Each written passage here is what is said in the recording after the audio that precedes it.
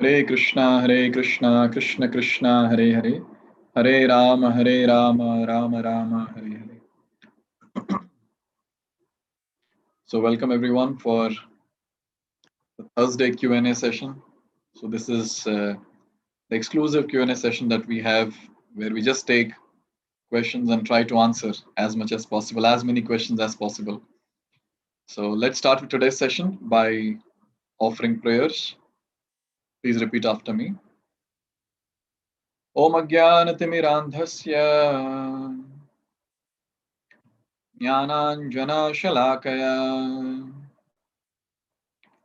Chakshurunmilitam Jena Tasmai Shri Gurave Namaha. Nama Om Vishnu Padaya Krishna Prishthaya Bhutale Srimate Bhakti Vedanta Swaminiti Namine Namaste Saraswate Deve Gauravani Pracharine Nirvishesha Shunyavadi Paschatya Desha Tarine Jai Shri Krishna Chaitanya Prabhu Nityananda Shri Advaita Gadadhar Shrivas Adi Gaura Bhakta Vrinda Hare Krishna Krishna Krishna Hare Hare Hare Rama Rama Rama Hare Hare Mokam karoti vachalam pangum langhayate girim yat kripatam vande Shri Gurum Dinatarinam Paramananda Madhavam Shri Chaitanya Ishwaram.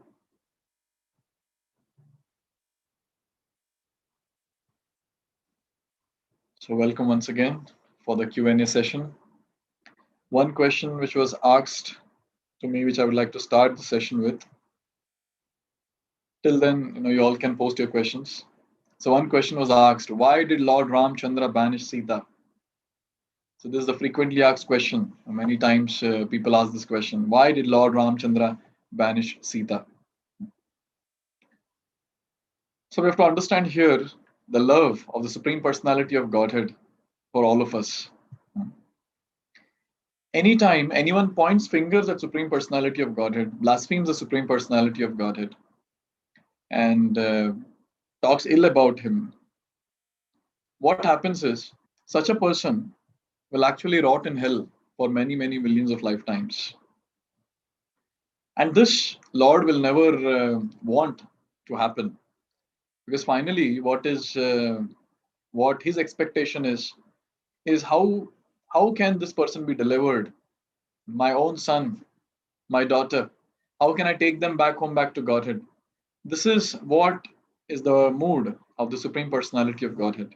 In fact, it is said that more eager than the Jivatma, more eager than all of us, Krishna is 10 times eager than us to take us back home, back to Godhead. He does not want us to be here.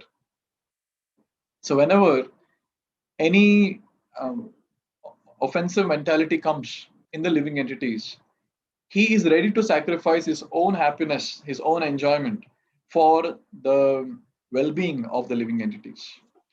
So in Ramayana, what happened? In Ramayana, when Lord Ram killed Dashanana, that is Ravana, after killing him, for everyone's everyone's understanding and everyone's conviction and faith, he asked Sita to give Agni Pariksha. Because all of them, they were looking at Lord Ram that what he's going to do now, because for 1 year his wife was with someone else. what would have happened? For only for everyone else, now Lord Ramachandra, he asked Sita to give Agni Pariksha. And Sita Devi, she is all pure. How can she ever have anyone in her heart except Lord Ramachandra? All pure. Yes. Even when Hanuman, when he went to Ashokwan to give the message of Lord Ram, and firstly to search Sita and to give message of Lord Ram. So Hanuman, he flew so many yojanas, so many kilometers, so many miles across the entire ocean, and then he reached Lanka. And then when he reached there, he introduced himself to Sita that I'm Hanuman, and I'm Ramaduta, Hanuman. He showed the ring that Lord Ram gave, and all this happened. And Sita Devi had complete faith on Hanuman that yes, he's the servant of my beloved Lord Ram. Then after all this happened, Hanuman said, "See, I have full capacity to take you from here directly to Lord Ram. Chalo, let's go." You know what Sita said? No, no. How can I touch? How can I touch some other male? I cannot. I want him to come and save me. I don't want anyone else to save me. I'm completely dependent on him. I don't want anyone else to save me. She was completely dependent on Lord Ram. Now, just to make sure that this is proved that she is Pativrata Patni, she gave Agni Pariksha and obviously she passed. But then after they all these incident happened, and then when they traveled from Lanka to Ayodhya, when they came to Ayodhya and when Raj Abhishek happened, when Lord Ramchandra was made the king, when he took over the kingdom, the rule of the kingdom, and Bharat, Shatrughna, and all of them, they all were supporting him, and very nicely everything was going on. But then there started a talk among the citizens. It all started by a washerman. He started saying that whatever it is, but still, how can Lord Ram keep a female who has spent 1 year with someone else, whatever it is, she might have passed Agni Pariksha or whatever, but how can he keep her?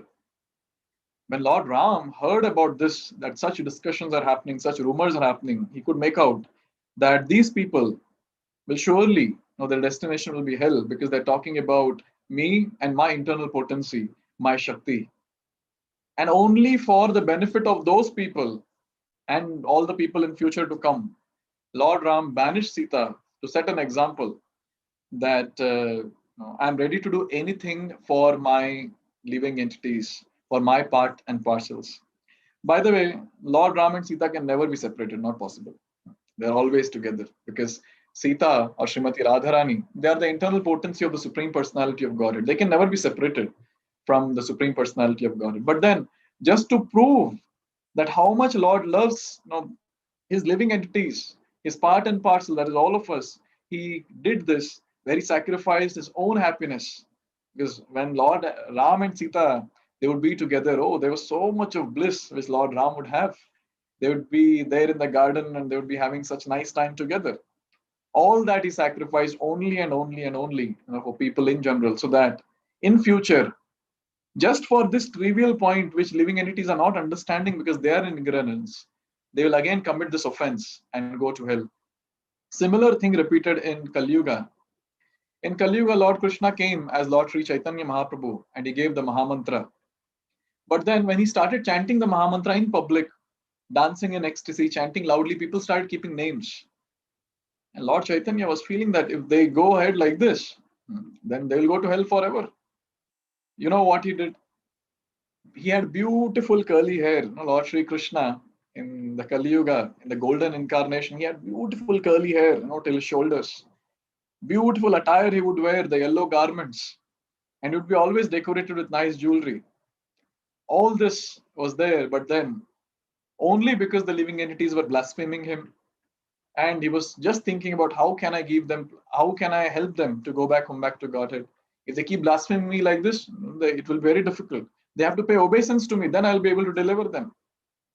Lord Chaitanya Mahaprabhu, he took sannyas. He shaved his entire head. He removed all his curly hair, gave up all the ornaments, gave up all the luxury dress, and took up saffron robes only and only and only for one reason, that sannyasis at that time were respected and everyone would pay obeisance to sannyasis. And Lord had this mood that, yes, if anyone comes and pays obeisance to me, immediately I'll bless that person and send him back home, back to God. This is the mood. This is the mood of our sweet Lord, where he's ready to sacrifice his own happiness, his own bliss, his own luxury, only and only for all of us, so that we go back home, back to Godhead. Obviously, there are other reasons also, some internal reasons, external reasons why Lord Ram banished Sita or whatever. But this is something which we can understand and relish. So I shared this. Hope this helps everyone. How is life in Vaikuntha? What do we do there? Same thing, what we do here will continue there. That is service to Supreme Personality of Godhead. Finally, what we have lost in this world after coming to this world is we have lost the mood of service, and we have taken the mood of enjoyment. All the time we just want to take service and enjoy. But then when we practice devotional service, a time will come when we'll realize that I am a servant, I'm not a master, and I'm supposed to serve, not take service. And with time, that mode will become intense. And finally, the person becomes eligible to break the cycle of birth and death, and he goes back home, back to God. Now, when he is going back to Godhead, there he continues his service, to the Supreme Personality of God. But then there the bliss is more. Because here, how much service can we do? Because the entire body, sometimes it will work, sometimes it will not. Yes, we have to fall, we have to take bed rest for some time when we are deceased and things like that. And we have to sleep. Oh, energy will be not there if we don't sleep. Mind will not be fresh. So how much service we can do? Maybe for a few hours. But then in spiritual world, there is no fatigue. There's nothing called as birth, death, old age, and disease. So it's all about always ever fresh, ever new. So with that, the person will have fresh energy all the time, and he'll be able to serve the Lord unlimitedly, unlimited. So I don't know how many of us will be able to comprehend this particular situation or the state in spiritual world, but then this is what is the fact. And obviously, all the time taking darshan of Lord Sri Krishna, personally serving him. What else? What else? A living entity would expect. That is the most blissful state. We should do the work that has been assigned to us. Is the butcher right in doing his work? Who has assigned this work? We have to ask this question first. Who has assigned the work? We have to refer to Vedic scriptures and at least understand that what is right, what is dharma, and what is not. There are four principles or four pillars of sin: meat eating, intoxication, illicit sex, and gambling. Anyone who is into meat eating, a butcher is the one who is into that, where he's facilitating that. Anyone who is into intoxication, all those who own the bars and pubs and the ones who are supplying all the factories and the government officials who are sanctioning. Illicit sex, the prostitution and the ones who are facilitating that. Gambling, casinos and other places. Everyone who is linked to these four sinful activities or who are actually doing these four sinful activities, they all are doing adharmic activities, and they're destined to go to hell and suffer for many, many thousands of years. So what to talk about a butcher? Has become such a stone-hearted person that he has no other destination except hell, and he will be boiled in boiling oil for many, many thousands of years. And same animals whom he had slaughtered, those animals with much, much greater thousands of power and ferocious face, and they would come there and devour him left and right for thousands of years. He'll not be allowed to die. He'll not be allowed to die. He'll be just, the body will be so sensitive and it will be like a rubber, but the pain will be so much. Like now, suppose you remove the skin, and then when you touch, what pain will feel? If you put salt on that, what pain will feel? Put mirchi on that, what pain will feel? So into many, many thousands of times, such pain the person feels there. So the butcher is not doing any work. He's just doing sin and nothing else. So whenever we have to ask that what is my assigned work, we cannot assign to ourselves. We have to ask the Vedic scriptures, am I doing it correct or not? That is a life manual. Hope it helps. We hear the stories that Yudhishthir reached heaven. Why didn't he directly reach Vaikuntha? They went to heaven and then they proceeded to Vaikuntha. They are the eternal associates of the Lord. They are not like us who are stuck in the cycle of birth and death. They all came together, and with some reason, they took a break in between and they went back home, back to God. I have not explored personally about the details of this, where they went immediately after this, but then it's a known fact that they're the eternal associates of Lord Sri Krishna. So when Lord comes, he comes with his eternal associates. When he ascends back, he takes everyone back.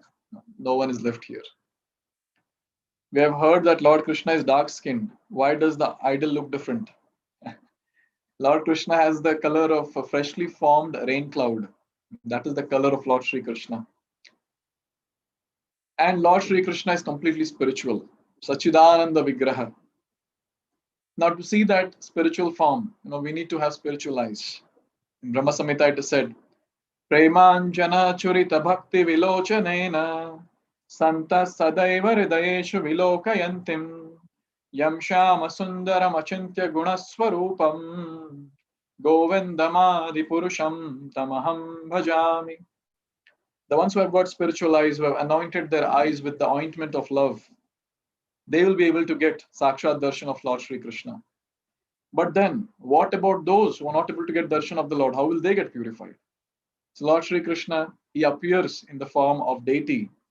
And that deity is made up of matter which we can perceive, which we can see. Wood, marble or stone, paint, and then drawing or whatever. He appears in that form so that we can see. Right? And obviously, the matter cannot exactly match the actual color of the Lord. And that is the reason we'll have different colors. Yes. But then, Lord is so merciful that whichever color it is, blue, black, white, whatever it is, he appears in that and he accepts our service. So that stone is no more a stone, it's Archa Vigraha, where he's personally there and he's accepting the seva of his devotees. Hope this helps you. Srivatsa, thank you very much for your comment.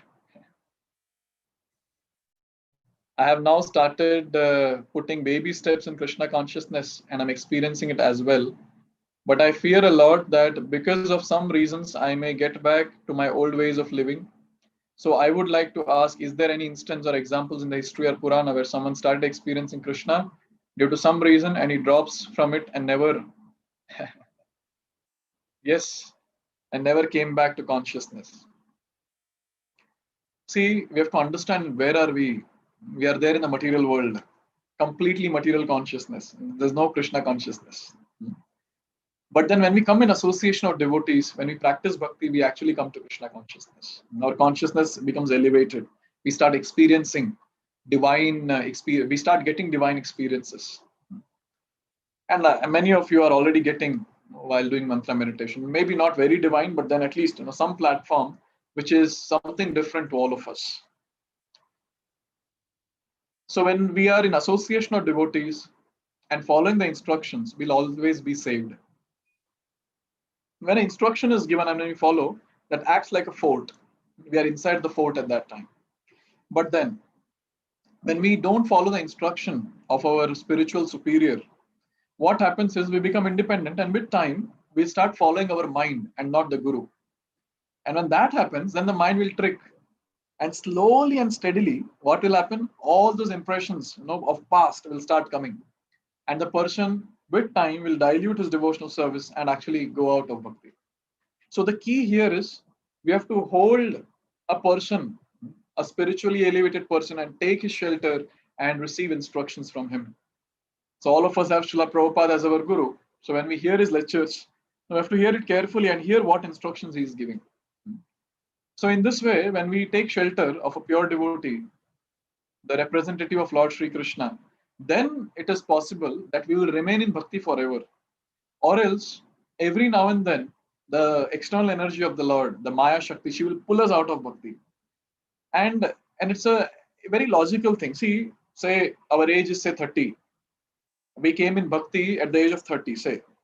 So for last 30 years, we have been doing sense gratification. All those impressions are there. All the nonsensical activities we have done, and all those impressions are there.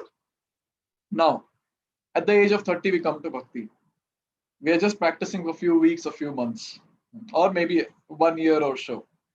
Now, which has more weight? 30 years of nonsense or 1 year of Krishna consciousness? Yes. So 30 years of nonsense has more weight than 1 year of Krishna consciousness. So to protect this, we have to literally struggle. at least for another 30 years, we have to practice bhakti, by which at least it will be equal. And maybe it might go more heavy when we practice for more number of years. So what we're supposed to do in this condition where 30 years nonsense and 1 year of Krishna consciousness, we have to take shelter of those intense devotees who have been practicing bhakti for quite some time and who have realized Krishna and who are very, very staunch in their faith in Krishna. When we take their shelter, follow the instruction. This is very, very important. We have to follow the instruction of the spiritual master, like Prabhupada for us. We have to follow the instruction. And when we do that, yes, we will be saved. Or else, as you are saying, many, many people in the past, in the history, and also currently, we are also seeing that people actually fall from bhakti and they start doing the same activities what they were doing previously. But then Krishna is very merciful. He'll give chance again and again and again. But then who knows if he's ready to again accept or not? Because it's up to the living entity to accept or not. So we have to follow, we have to take shelter of a guru and follow the instructions. Then we'll be saved. This is the bottom line. What is the difference between being religious and being spiritual? Religious means we are just we are just doing rituals, but we don't know the spirit behind the rituals. We don't know the science behind it. And we're just doing it because someone told us. But spiritual means, we understand the science behind it. We have full conviction. We can explain to people what we are doing, and we have a goal also. We are not just doing it for just like that for namesake. So with strong conviction, the person is doing for transformation of the heart. So those activities, which those activities for which we know the science behind, and we're doing it with a purpose of transformation of the heart, that can be called as spiritual. Religious means mummy ne bola, papa ne bola, I'm doing it. So that is religion. I hope you understand. I can sing well, so my mother keeps telling me to sing devotional songs to God so that God will be pleased. Is this true? Yeah. Whatever talents we have to dovetail towards Krishna. Because Krishna has given us the talent. We have to use it in his service. And by that, we'll get purified very, very fast. Very, very fast. So instead of singing some Bollywood, Tollywood, Hollywood, if we sing something glorifying Krishna, our mouth which has become dirty, it will become purified. Our heart will become purified, and our consciousness will become purified. So it's very important. Your mother is correct. Does detachment from material things mean losing interest in life? No. The eagerness to live and eagerness to serve, is increased to a great extent. Detachment means understanding that how temporary this world is and how tasteless this world is. That is detachment. And understanding how tasty it is to be Krishna conscious and to serve Krishna. That is called as detachment. Yes. So in bhakti, we don't focus on detachment, but we focus on attachment to Krishna. So when we get attached to Krishna, when we experience something higher, then automatically other things will not be very much keen. Like for example, in childhood, I'm sure all of us were playing with some toys. You can make out with your own kids only, why to go to your childhood. So you might have seen your own kids playing with toys. In the cradle, you give some toys and they're playing whatever chan and whatever is there, and they're holding it. And some other child comes and then he snatches it away. How much the child will cry? How much the child will cry? But then the same person, when he's going to college and when you have gifted him a bike, then you go and give him the toy. What will be the reaction? Maybe, Mama, you have gone crazy. Maybe one screw has gone deela. Maybe you should tighten it up now. Yes.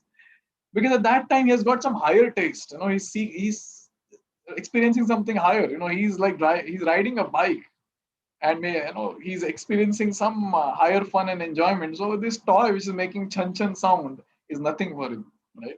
Similarly, for a devotee, when he experiences something high, when he's able to experience that internal bliss, external flickering filthy happiness, who cares for? That is what is the state. So we don't focus on detachment, but we focus on attachment to Krishna. This is what is the point that I wanted to make. What does scripture say about adoptions? Is it good or bad? So there have been instances where adoptions happened, like for example, in case of, I guess, in case of Kunti Maharani, she was adopted by her father, her father's brother, I guess. So brother adopted her because they didn't have any kids, or something like that. So adoption has always been there. It's always been there. But then I've never pondered on this topic that is it good or bad or what it is. But then Bhagavatam, there are multiple cases where adoption, where people have adopted the kids of others and they've taken care of them very nicely. So instances are there in scriptures. Good or bad, I'm not sure. I've not come across this. How spiritual people are different from religious people, I think I answered. Spiritual people are focused and they are focusing on the transformation of the heart. And religious people are busy doing their own religious activities and forgetting the goal of life. And sometimes swayed, someone will tell, do this vrata, they'll go and do, fast on this day, they'll fast on this day. So they don't have any stability. But spirituality is backed up with philosophy, and they know very well what they're doing, and they know very well what is the goal. They know what is the process to attain the goal. So they're fixed up. No one can shake them. So that is the difference between the two. In Gita, Lord Krishna says, whatever happens, happens for good. How can this be applied to a person's life who is going through bad karma, due to which he has lost his son in the present life? How can we understand the plan of the Supreme? Like, for example, a child having fever, and he's holding ice cream. Your child is having fever and he's holding ice cream. And at that time, what will you do? Just snatch it away. So now the child will say, "This, what is this? Mama does not know what I need. What sort of mama she is?" And then he'll go and tell his friends that, "No, my mother is very bad. She does not understand me." He'll go and tell your neighbors. He'll tell everyone. So now here we have to understand the maturity is not there to understand. The child, he doesn't have the maturity to understand what the mother is doing. Because what the mother is doing, he might be attached to the thing that he has got, but the mother knows what is good and what is bad. Yes. And she's the well-wisher. Never ever, no, she will do something to give pain to the child. If a mere mortal mother of this world has got this love for the child, then just imagine the love that the Supreme Personality of Godhead has, for all his living entities, of all his sons and daughters. See, parents of this life, they're just there for this life. Last life, who were our parents, we don't know. Next life, who will be our parents, we don't know. This life, there are two people whom we call as parents. And yes, they have taken care of us, we have to serve them. All that is there. But then the point that I'm trying to make is how much they love us, how much they care for us. That's really commendable. Now just imagine, Krishna is always there as Paramatma in the heart. He never leaves the living entity. Always he's there. Even if we travel to a dog's body, he's always there with us. Even if we travel to a worm's body, he's always there with us. So here we understand that when we die, no one is going to come with us. Like our parents, our spouse, sibling, no one will come. But Krishna is the one who travels. Why is he traveling? Only to take care of the living entity.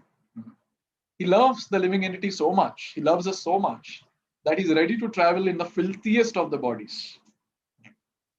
So now when when something happens in our life, how can we really understand what Krishna is doing? Because there are many parameters, those are there. One parameter is karma, our karma, and then our child's karma. And everyone is actually, they're having their own journey. They all are travelers. All of them are traveling. Everyone is traveling in this world. All of us. And all of us are traveling based on our karma. Yes. It's not that something happens by chance in this world. Everything has a logic. Everything has a reason. So when people separate, it's because of their own karma. Because of their own karma. And they have some other destination planned by the Lord so that they can progress very fast at the other place. Right? Like for example, in Krishna Lila, the 6 sons of Devaki and Vasudeva, they were killed by Kansa. Right? So in previous life, they were very nice, pious people, and they were cursed by a saint because they did some offense. And the saint cursed them, saying, "May you all become demons." And they all prayed that if we become demons, we'll forget Krishna. So, please, please don't do this to us. And since you already cursed us, please, please bless us that we immediately die after we taking birth. And yes, that's what happened. Kans would take and be just smash that child and kill that child. So that's what was happening. So anytime anything happens in our life, we have to understand one thing, that there is a plan that is getting executed. We don't know that plan. Like the small child does not know the plan of the mother, because the mother wants the child to get cured from the fever. So she is taking away the ice cream which she is having. Similarly, we cannot know the plan of Krishna because we are not that mature to understand the plan of Krishna. Now we are chutku, we are very, very tiny. How can we understand plan of Krishna? But then one thing is for sure, that Krishna will never ever do anything wrong which will actually destroy the living entity's service attitude or service mode, or destroy living entity's existence itself. No, never. He will never do that. Yes. So understanding that we all are travelers and everyone has, Krishna has a plan for everyone and that is getting executed. And in our life, whatever happens is Krishna's plan and our karma that is getting executed simultaneously. And Krishna is trying to teach us some lessons in that. But unfortunately, what happens is our eyes are always closed. We're not able to understand what Krishna is trying to teach. Yes. But then sometime we should do this activity where we just sit and we just look back in our life and just analyze all those critical incidents which happened in our life, and just try to join the dots. That how Krishna is actually taking us and how he has brought me till here. If you literally do this activity, the only thing that will happen is this: tears will flow from the eyes, because we will see that every situation Krishna has put us in is actually helping us to become strong for the next battle that is going to come. And next, there's so many lessons that he's teaching so that we grow in our life and actually become so matured that we come back to Godhead. Right? So very, very deep this topic is, very, very deep. But one thing is for sure, that Krishna's love that is there for each and every living entity is so great that never ever Krishna can think of doing anything in such a way that the living entity will fall or the living entity will have tough time or get destroyed. In fact, we offend Krishna so many times, isn't it? When good things happen in our life, we'll never ask Krishna, why me? Ever we have asked anytime? When we get promotion and the other person is not getting, we don't ask Krishna, Krishna, why me? He's such a nice person, he should get promotion. And then we don't go and tell the boss that please give my promotion to him. No. But then as soon as we don't get it, as soon as something bad happens in our life, Krishna, why me? Right? So if really we want to ask Krishna, then we should ask in both the situations, why me? Yes. This is a very, very important point that all of us can meditate on.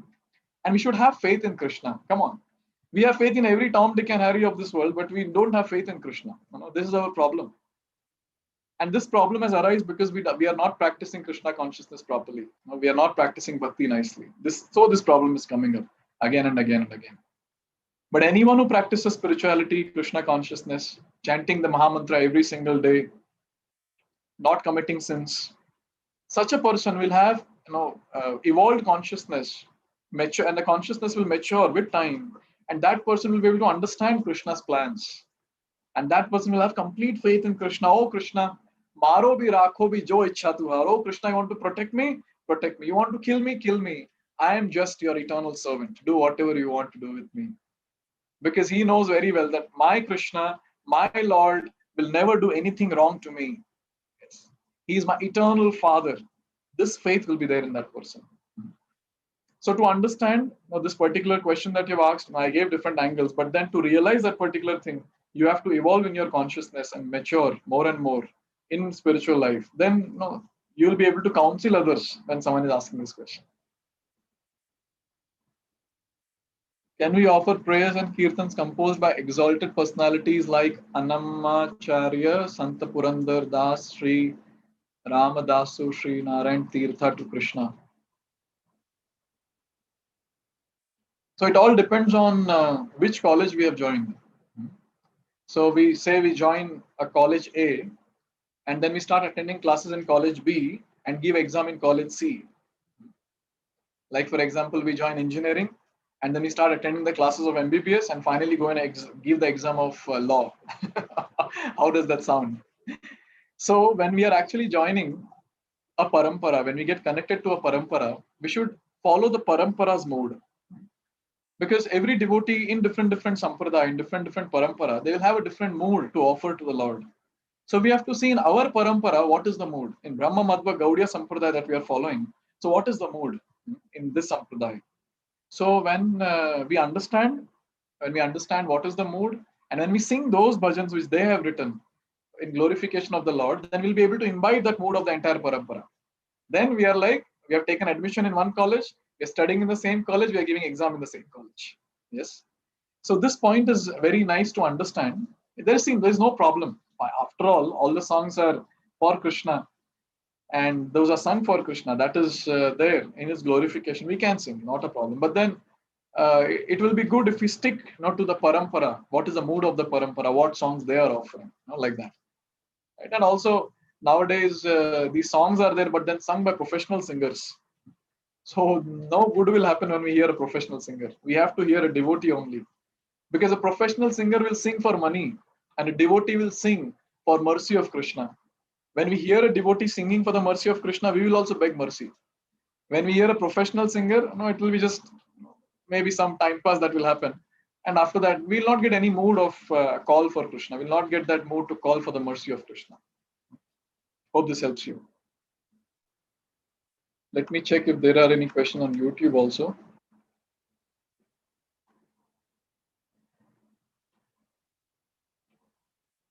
Please explain summary of chapter 2 of Bhagavad Gita. Please refer to Shloka Day, chapter 2 playlist. At the end, you'll find the summary of chapter 2. I've explained that in 15 minutes or so. You can hear that. In Srila Prabhupada lecture, I've heard the woman can't elevate them into mode of goodness. They always remain in passion and ignorance, and they have 9 times more sexual desires than man. How he can insult women like this times? Even after coming to Krishna consciousness, we are still in the man and woman platform. This is the most pitiable situation that we are in. We are spirit souls. We are not this body. This is what we have to understand first. And secondly, this particular thing what Prabhupada is saying, it's something which he might have analyzed and he might have put forward. And Prabhupada never speaks just by himself. Prabhupada repeats what the acharyas have told. This statement, what we have put here, that is by Chanakya Pandit. Chanakya Pandit says this women are less intelligent as compared to men. Now we have to talk to Chanakya Pandit. Why did you say this? Not to Prabhupada. So, see, one thing we have to understand, it's not about taking to our ego. One thing we have to always understand that everyone has their own position in society. Yes. Women have their responsibilities, men have their responsibilities. They have their own natures. Sometimes, one body, I mean, the woman's body will have some negatives. Men's body will have positives as comparatively. But then men's body will have lots of negatives, and then women's body will have comparatively the positives. So accordingly, we have to understand that every body has got its own positives and negatives, be it a male body or be it a female body. Yes. So I would not like to comment on what you have written here. I'm a monk, so I cannot comment on all this. But then I'll comment on the general superficial platform, and all of you are intelligent to make out the things which are there, the inner details of it. So I always give this example of practicing Krishna consciousness, practicing spirituality, that when it comes to women, they are the ones who actually take up Krishna consciousness very, very fast. And they are the ones who elevate very, very fast in Krishna consciousness because they naturally are emotional. But men are really dumb. They're intelligent, extra, logical.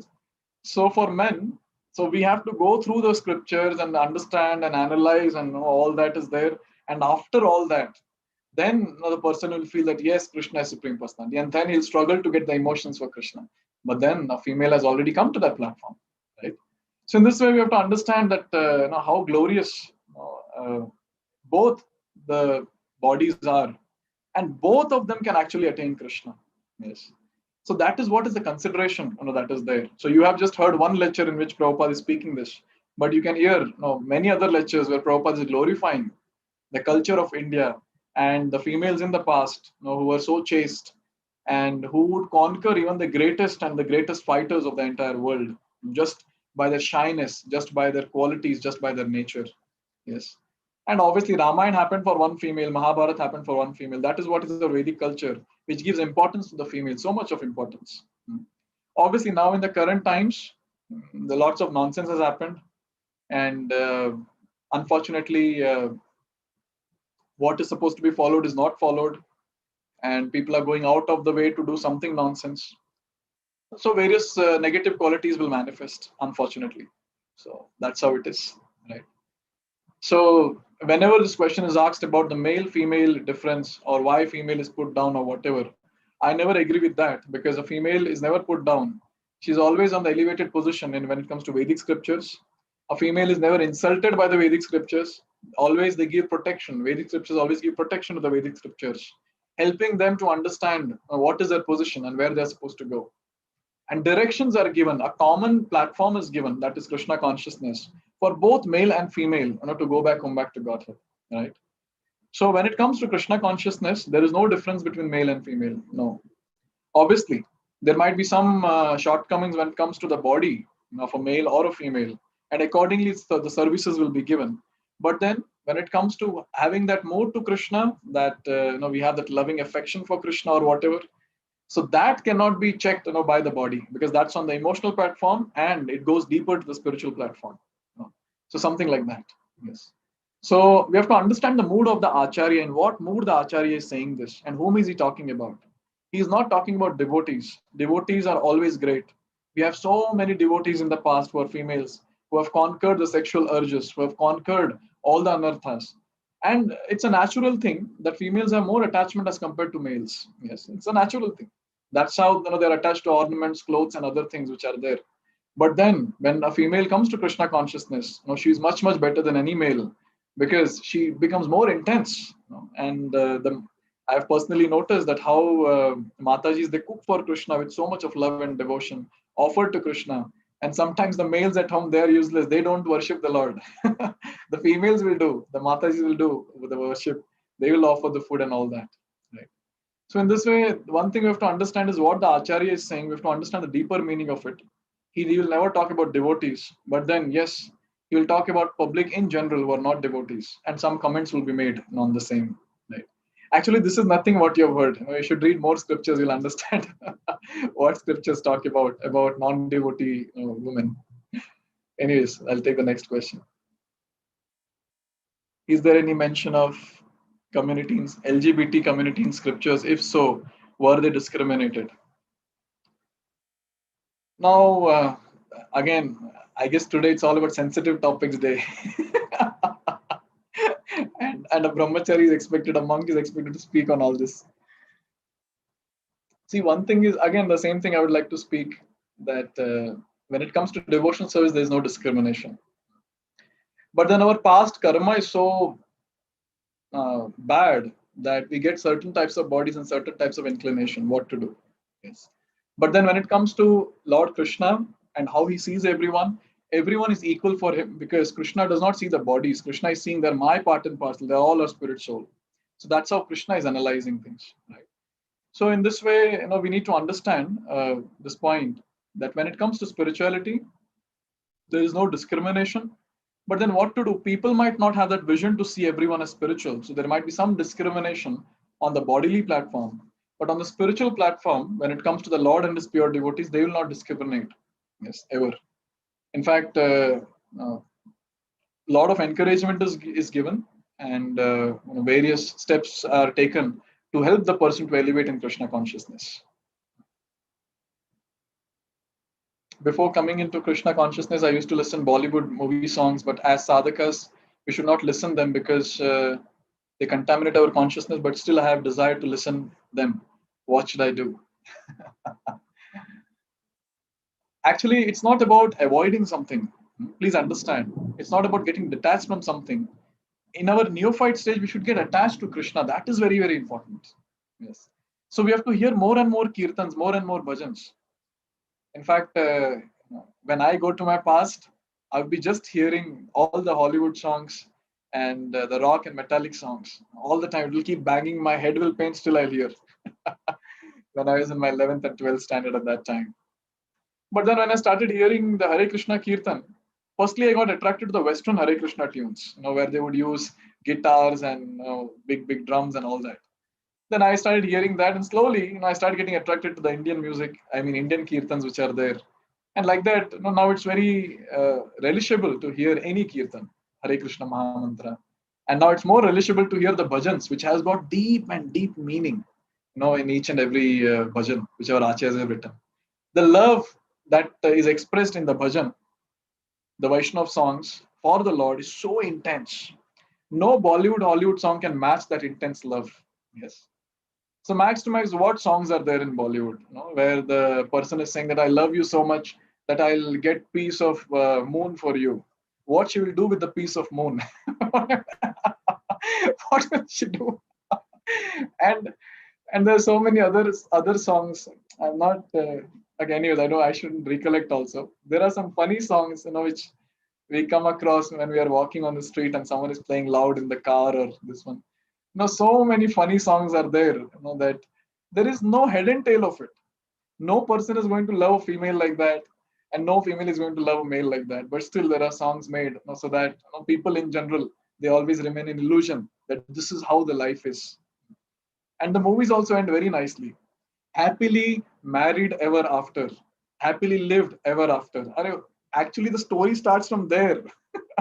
उसके पहले सब time pass था, उसके बाद story अब भी start होता है, serious story. But no, there they'll end. This is how it is. So these songs are all illusory. Nothing else is there in that.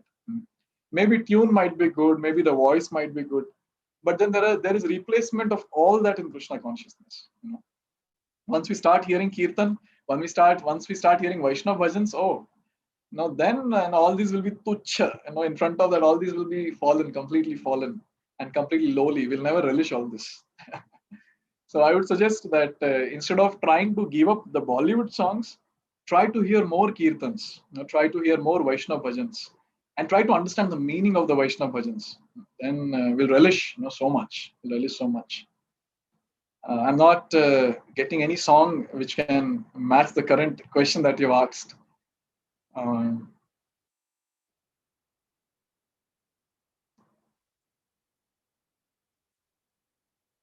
So there are many songs, which are glorifying the Supreme Personality of Godhead, the form of the Lord.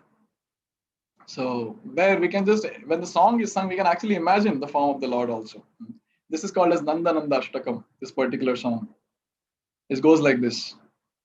Sucharo Vaktra Mandalam Sukarna Ratna Kundalam Suchashitanga Chandanam Namami Nandanandanam.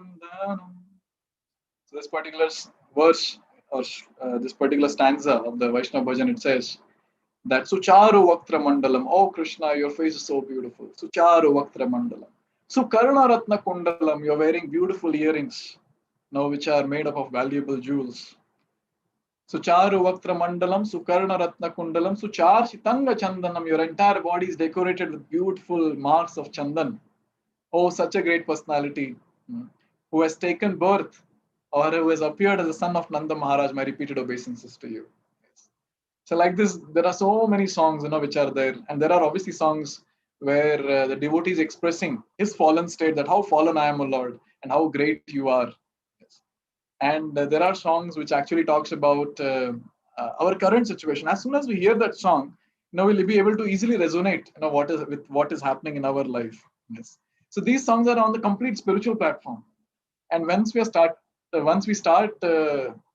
practicing Krishna consciousness, and when we hear these songs, then we'll understand, exactly matching. Whatever is said here is matching with my life. And then we start singing those songs. So this is what is my suggestion. Hear Hare Krishna Kirtan more, and hear the Vaishnava bhajans more. That will actually help to elevate the consciousness. And your understanding is correct, that these illusory songs will just spoil our consciousness. In fact, every song of Bollywood or whatever is there, it is actually meant to trigger one's own sensual desires. Yes.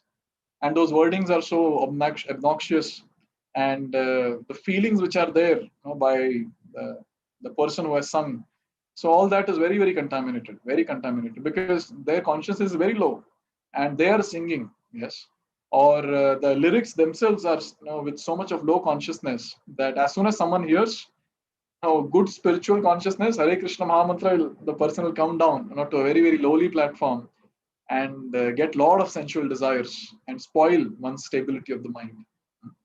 Hope this helps you.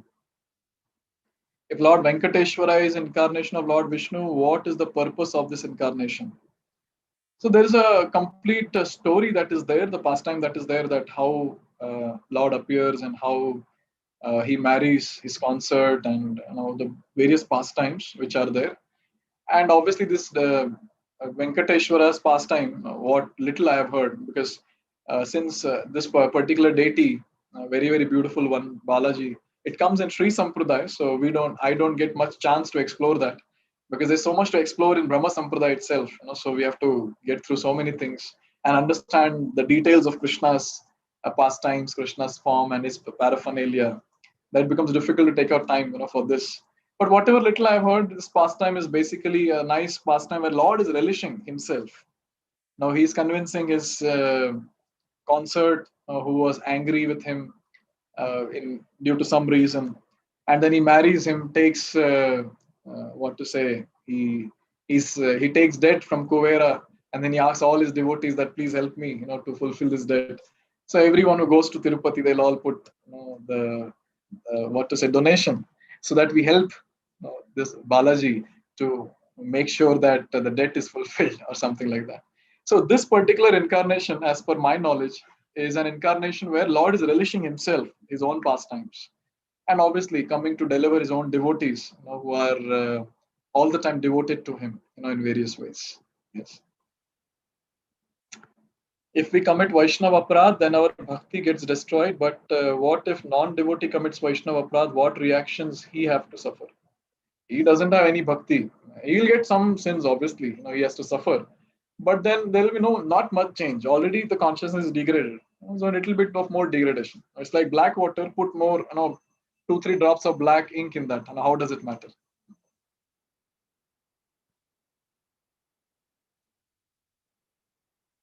If service to mankind is service to God, then what is the purpose of prayer? Service to mankind is not service to God. Service to God is service to mankind. Yes. This is a very wrong conception that people have, that if we serve the people of this world, then God is served. Or sometimes people say that just serve people, no need to serve God. See, one thing we have to understand is that Lord is the one who takes care of everyone. Yes. So when we offer prayer to the Lord, He is the one who will take care of people. But unfortunately, somehow this contaminated misconception has come, where people feel that no problem, you help a beggar and it's equivalent to serving God or worshipping God. No. We have to worship God, and then through God, God will make changes in that person's life. Yes. So this is a very important thing to understand, that we water the root and the entire tree will flourish. So root is Krishna, and the entire tree is all of us, different parts of the tree. So we have to worship Krishna. And when we offer prayers to Krishna, there are two types of prayers here. One prayer we offer for the entire world, where we try to help people. So we are petitioning that, oh Krishna, please help. And another prayer is for ourselves, where we tell Krishna that this is how fallen I am. Oh Krishna, I want to come back to you. When that day will come, when I'll come back to you. Right? So in this way, there are two things, which are there, where we are praying to the Lord for ourselves and for others. But then through Lord only all the help is given. It's not that when we serve the mankind, it is service to God. No, it's not like that. Service to God will be actually a great service to the mankind. Yes, this is a big topic. I give elaborate class on this, but then since it's Q&A, I'm not elaborating much on this. Saying half-truth also considered as false, that's also truth. So it depends on the situation, I would say.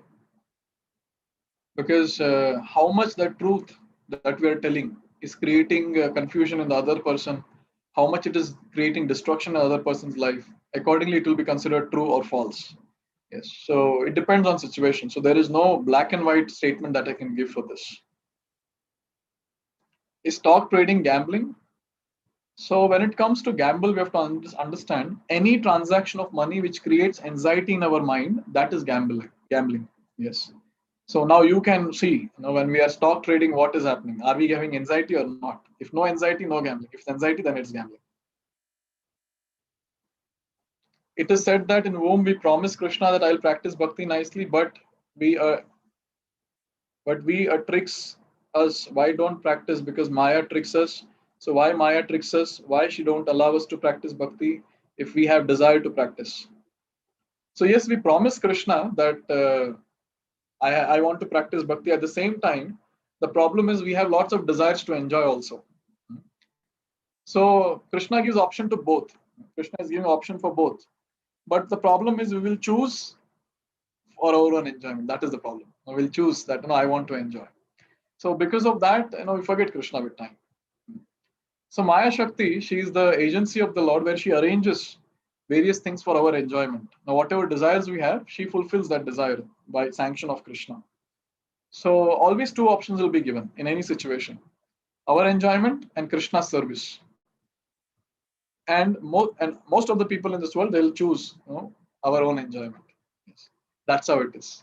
So Krishna is more eager that yes, this person should come back to me, but then our tendency to enjoy actually makes us so dumb and so blind that we don't understand that what I'm doing is not correct, and we just go deep and deep and deep into sense gratification and forget Krishna.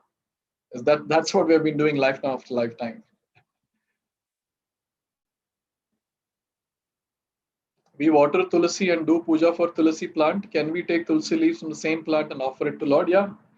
So when we offer water, that's the service to Tulasi Maharani. When we worship, that's the service. When we pluck Tulasi and offer it to Krishna, that is also service to Tulasi Maharani. Yes. She's always happy to be at the lotus feet of the Lord. So it's a service. But then on Dwadashi, we don't pluck. The next day of Ekadashi, we don't pluck. Okay, last question for today. Nowadays, there are so many human souls being born, high population and lesser animals. Does that mean that more people are doing punya karma or new souls are being born because only humans can break the cycle of birth and death? Actually, in Kali Yuga, only papis are born, not the ones who do punya. so all of us belong to that category. But then, by the mercy of the Lord, we all have come to bhakti. Yes. This particular thing of high population is not supported in Shastra. Because never ever there'll be some imbalance in this world. Never.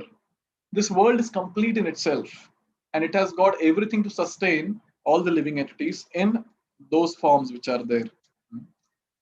And when it comes to animals, they are there in their own numbers, and humans are there in their own numbers.